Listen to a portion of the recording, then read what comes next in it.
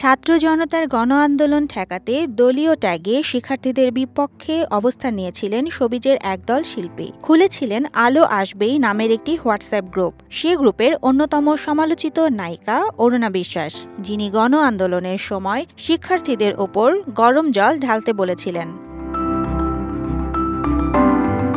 সেই পুরনো প্রসঙ্গ আবারও সামনে এনে অরুণা বিশ্বাস অভিনেত্রী সোহানা সাবাকে জড়িয়ে ফেসবুকে পোস্ট দিয়েছেন।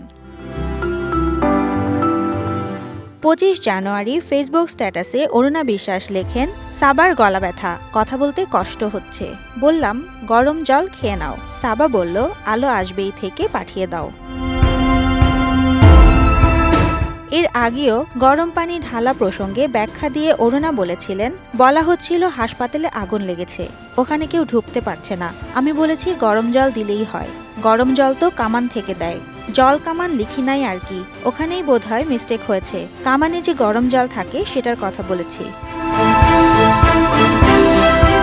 ৫ আগস্ট সরকার পতনের পর অভিনেত্রী কানাডায় পাড়ি জমান। এরপর অনেকটাই নিশ্চুপ ছিলেন তিনি, ছিলেন না সামাজিক যোগাযোগ মাধ্যমেও। তবে সম্প্রতি ফেসবুকে সক্রিয় অরুণা বিশ্বাস। মঙ্গলবার সোহানা সাবা অন্য একজনের পোস্ট শেয়ার করেন তার ফেসবুকে, যেখানে শিল্পীদের সংগঠন অভিনয় শিল্পী সংঘর একজন শিল্পীকে নিয়ে সমালোচনা করা হয়। আর সেই পোস্টে এসে মন্তব্য করেন অরুণা বিশ্বাস।